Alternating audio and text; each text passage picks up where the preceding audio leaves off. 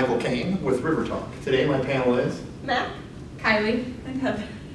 We're discussing a recap of the election. The first thing I'd like to bring to the table is, are you guys familiar with what the current delegate counts are? Yes. Can you? Yeah. All right. So on the Democrat side, we have Clinton with 1,758 delegates and Sanders with 1,069 delegates.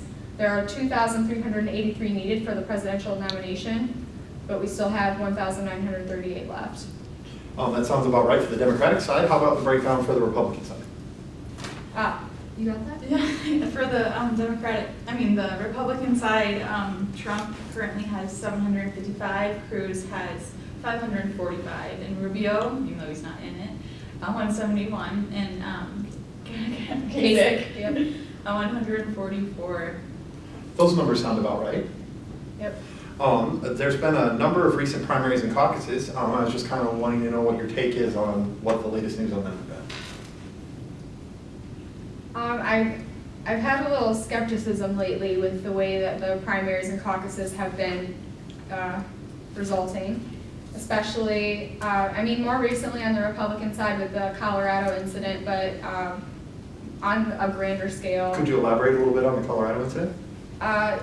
So we had Trump basically they decided not to do the primary and Cruz basically got all of the delegates. And it was my understanding that Trump actually had the popular vote. He did. He was very popular in that state, which is what brings skepticism to my mind. And then there was Arizona where they decided at the last minute they make people wait for hours to vote and then not let independents vote in the primary. It's just things like that that are kind of skewing. There does seem to be shenanigans on both sides of the board, for sure. Mm-hmm. Now, in the past, in past River Talks, you've been a fairly staunch supporter of Ted Cruz. How do you feel that this Colorado reflects, the decision in Colorado reflects his campaign? I don't think it reflects his campaign very positively. At this point, I'm basically a nonpartisan with all of the, it brings a lot of mistrust to me for our candidates. And which is it's really disappointing because you want to be able to put your trust in somebody. You want to be able to rely on at least one candidate to make the situation better. But I can honestly say I'm pretty embarrassed to be a Republican right now. Wow, that kind of blows me away. Yep. I as a staunch Democrat, I feel the same way because of the things that are happening on that side as well. Yeah. I think all parties are pretty, as like citizens and voters, I think we're all pretty embarrassed, not very proud of what we have representing us. Yeah, and like the other countries, they other countries won't watch us anymore. No, they don't take us seriously. And that does kind of we jump don't to even take it seriously. It's ridiculous. That notion does kind of take me to my wrap-up questions, which maybe we'll address now. But how do you think the rest of the world sees us now? It's almost like I kind of feel like I'm watching a Spanish soap opera, but it's American politics. Actually, a prime example of that. Heather and I were in Washington, D.C. last week, and we had a world news anchor present at one of our conventions. And she was born overseas in the Middle East, and she grew up there. She was a world news anchor for Japan and then Britain for a long time before she came over to America. And she says that one of her friends from Britain said they watch us very closely. This is the most closely monitored American election that the whole world has ever seen. They pay the most attention to this election than anyone ever has. I think it's easier though because of all the media and stuff, but also Absolutely. because Sure. of the candidates. Being in every day that passes, we're farther into the information age, and so things are more noticeable worldwide. But I do feel that more than one thing that's happened in these primaries has kind of changed how politics will be for this election and probably for every election to come. Mm-hmm. And this has happened more than one time, and it's happened both negative and positively. Well, we've kind of set the tone for the disbelief and trust inside the political system, but I would kind of like to bring it back to the individual candidates.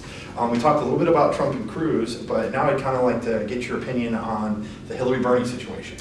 With New York being a big prize and both of them kind of taking the gloves off, how do you feel things are heating up between those two? It was a pretty heated debate last night. I know finally Bernie got a little vocal with his comments about Hillary Clinton, which I personally really enjoyed. I think she had it coming for a long time, and it's just really funny because when somebody is so contradictory in their statements and their beliefs, and they're constantly switching their stances.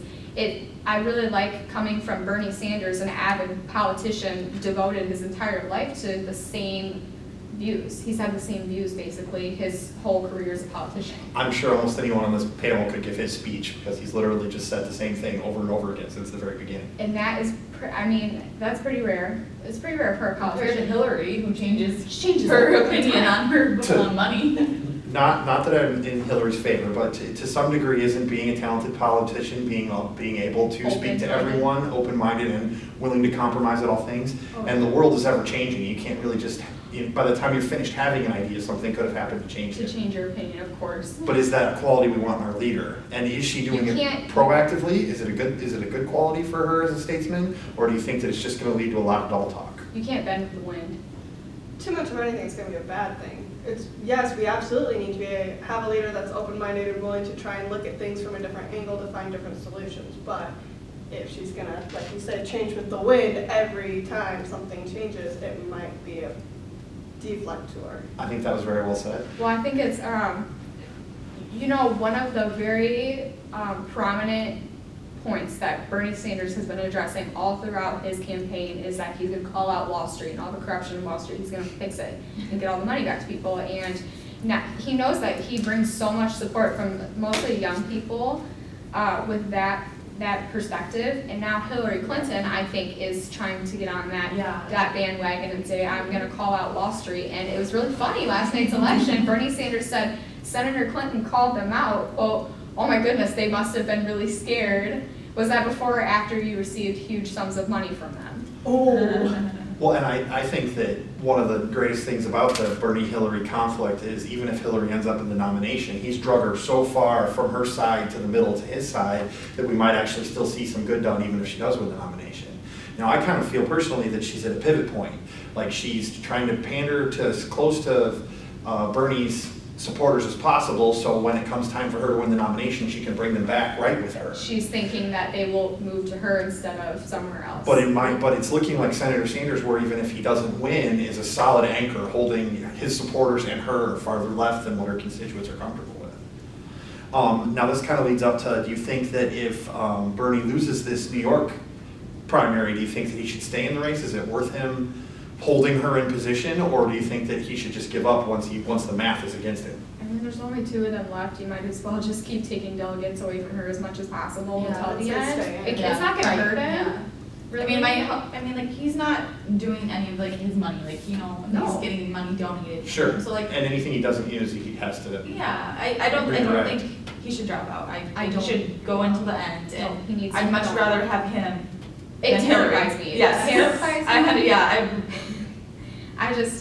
I'm really, really especially disappointed in all the bias towards Hillary Clinton. I just can't believe that Bernie wins all these states and she continues to get delegates. Yeah, how do you get 40,000 people to come to some place to support you but then still lose the vote? It's just really, it makes me feel, it brings a lot of unease to me.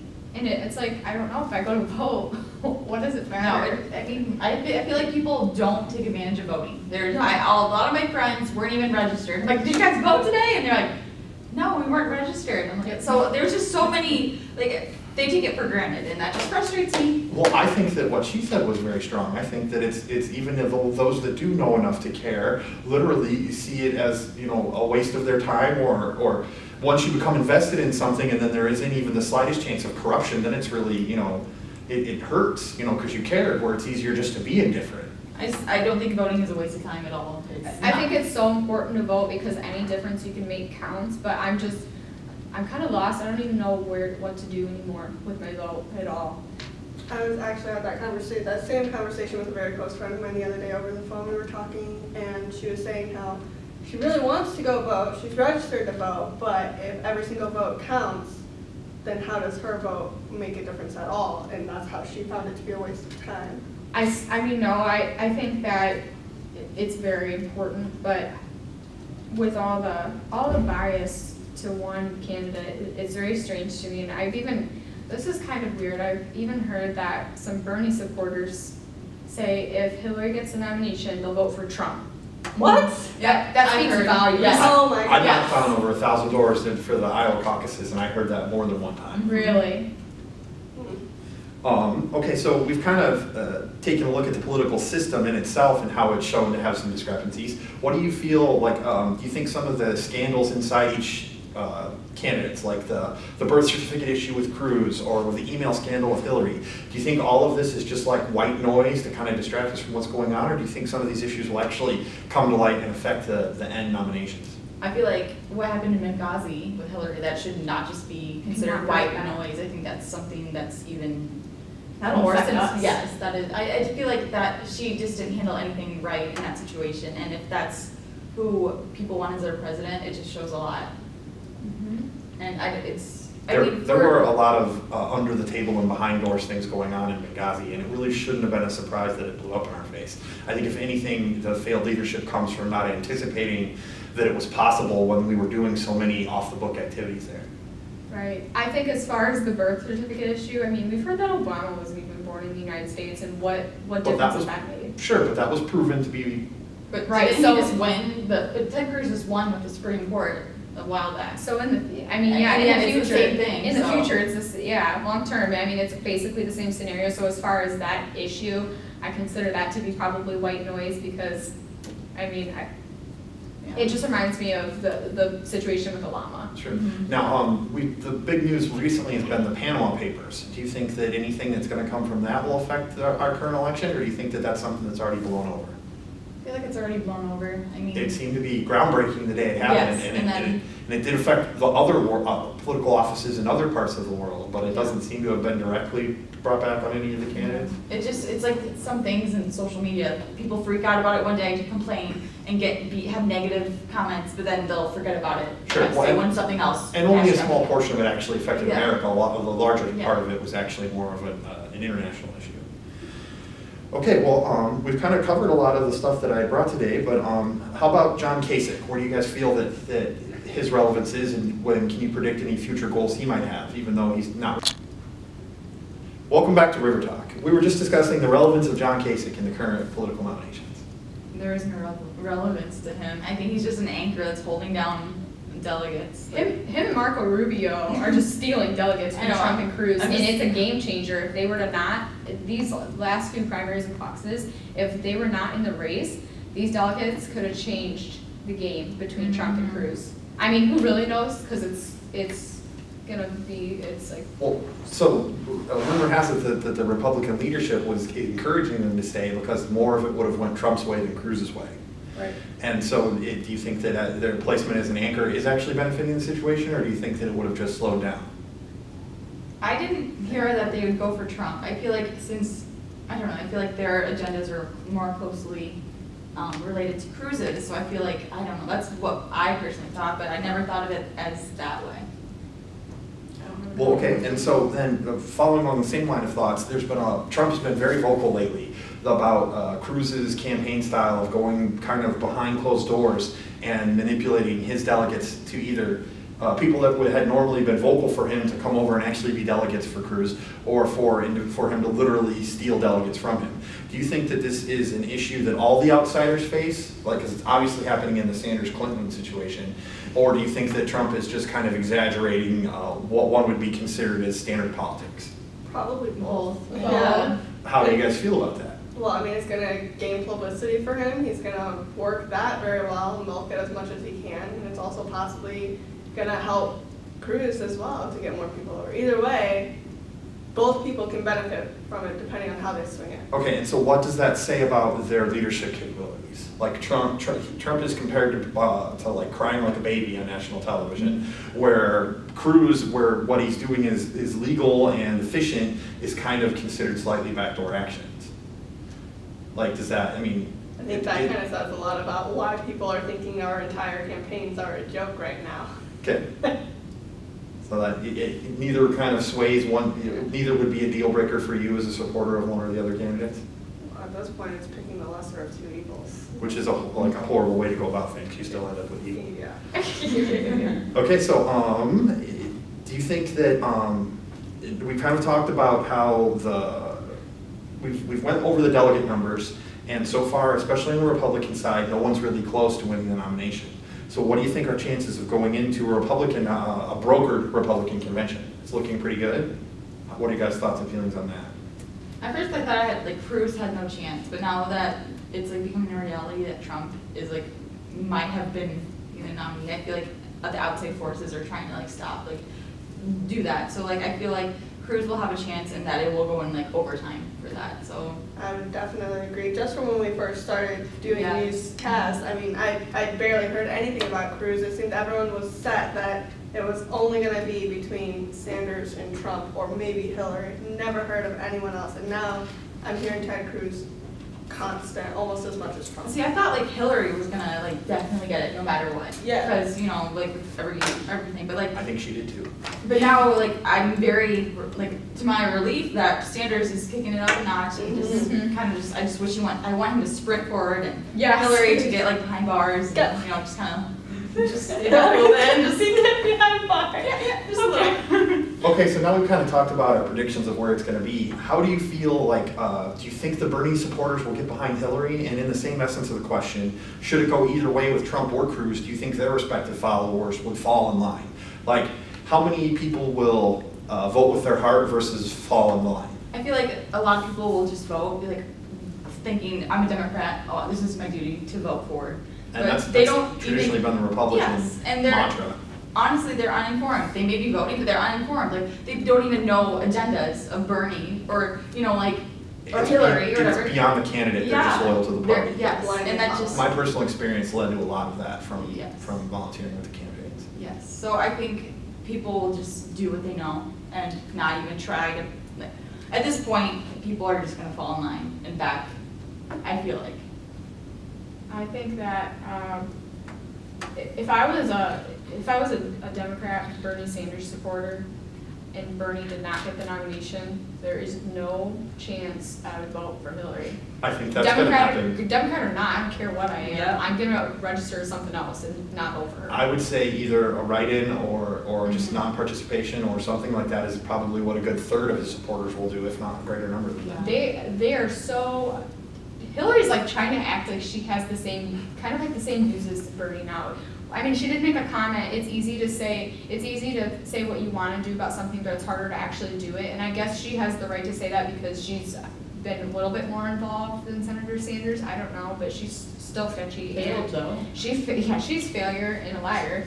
So I would do anything. If I were on that side, I would do anything to make sure Hillary was not in office. I would go not our first president that is just. Well, okay, and so now we kind of talked about the Bernie-Hillary situation. Unless you had something to add? I actually have something to add about the Ted Cruz-Trump situation. And that's where I was going with that. Yay! Because Ted Cruz has publicly come out and asked all of his followers, hey, if Trump is our nominee, please go to the other side and do not vote for Trump. Go away. Don't deal with Trump. That's his message to the popular vote. What do you think the Republican leadership is saying? They don't want Trump in office. No, but do they?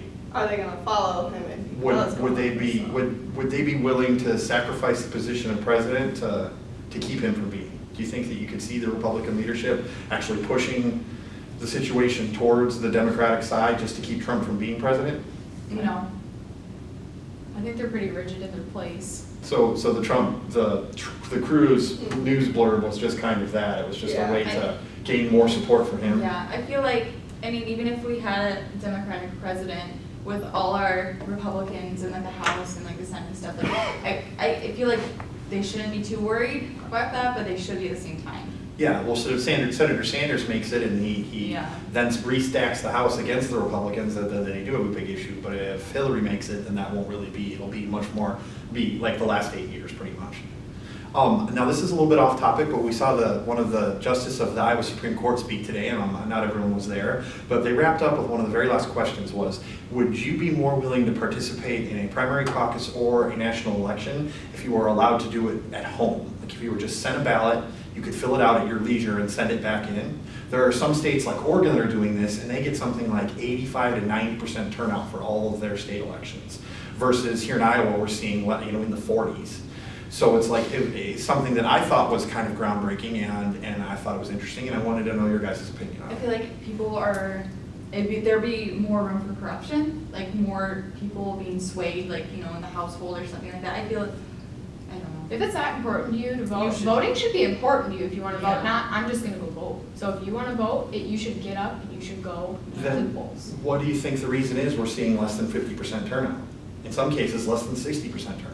People don't care. Because it's scary to go there.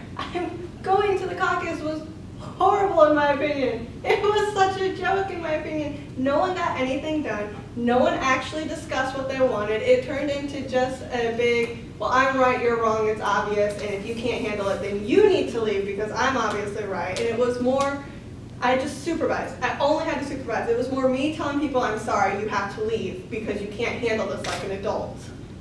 And if that's how it is, I don't blame people for not wanting to go. I would feel much safer and much more content doing it at home, and I would definitely want to participate more if I knew I wasn't going to have to listen to these other people. I want to go. I want to hear your opinions, but I don't want to be called stupid for them. I think that all the points you guys have made are very strong. I think that anything that could get more people interested in out voting is a tool that should be considered. But like you said, our current system is something that causes us to ask if we really believe in it. And so what would any modifications or exaggerations of it lead to? I want to thank you so much. This is River Talk. I'm Michael Cain. Matt? Kylie? Heather?